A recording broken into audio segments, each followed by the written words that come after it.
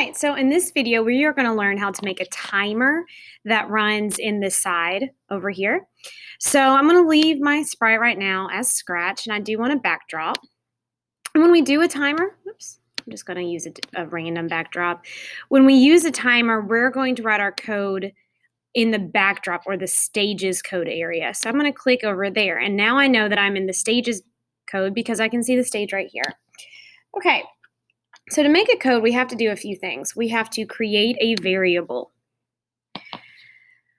To create a variable, we simply make a variable, and we're going to call this one timer.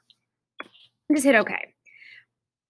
For right now, that's all you need to do. But the timer shows up. If I didn't want the timer to show up, I would just unclick it. But if I click on it, it shows up on my screen. Now, that's fine and dandy, but right now the timer's not going to do anything. I actually have to make it do stuff. So as always, we start with events. And just for this one, we're going to use when the flag is clicked. When you're making your own game, you will probably have a message that tells your game to start, but we'll talk about that later. All right, so when the flag is clicked, we want to start the timer. So we're going to go back down here to variables, and we're going to find the set block. So what we're going to do is we're going to change it to timer, and we want to set the timer to whatever number we're starting at. So if we wanted to have our timer going for 30 seconds, I would simply type in 30. Okay, so when this is clicked, it's going to set my timer to 30. Well, again, that's great, but it's not counting down, and we want our timer to count down. So let's go back up to events, or excuse me, controls, and we're going to repeat taking time away. Now, there's a lot of options here. You have repeat 10 times, but we're going to have it repeat until. So we're going to use this block right here. Now, you're going to notice we have to have an operator because of the shape that's right here. But we want to repeat something until the timer equals 0.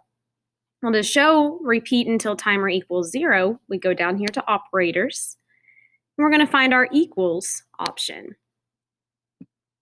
All right, so we want to set the timer to 30, and we're going to repeat something until the timer equals 0. So let's go ahead and turn that to 0. And to find timer, we go back to variables where we made it, and we just drag this over. So now it's saying, when I hit the flag, the timer is going to start at 30, and we're going to repeat an action until the timer equals 0. Now we're going to do a little bit of changing here in control. Well, for time to work and for counting down, we're going to take 1 second off at a time. So we want to change our time, which should be right in here. I apologize. Oh, I'm mistaken, guys. These are both orange. So excuse me. We got to go down here into variables to change a variable. So we're going to change, and we got to make sure that we're choosing the correct variable that we made, which is timer, by 1. Now, here's the problem. This is math.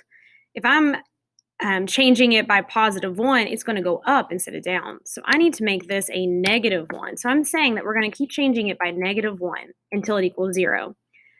Well, if I do that, it's just going to do it really quick. I need there to be seconds here. So the last thing we need to do is go back up to events, and we need to tell it to wait. And again, I'm going to events when I need to be in control. Just look at the screen, boys and girls. I'm sorry. So here's what we do. We bring in the wait 1 second. So now when I hit the flag, it says set timer to 30 seconds. We are going to repeat taking a second off every 1 second until the timer equals 0. So let's watch what happens. So as soon as I hit the flag, now my timer is counting down. And it's going to keep running this code until the timer equals 0. This is a good time to pause the video and make sure that you have this in your code. Now, I did realize that I accidentally wrote this code in my sprites code, but luckily, that's not going to matter. The timer can be on any sprite or backdrop as long as it's running.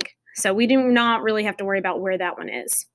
Now, what we might want to do in an actual game, after the timer hits 0, we want to tell all the other characters to stop. So we're going to bring over broadcast.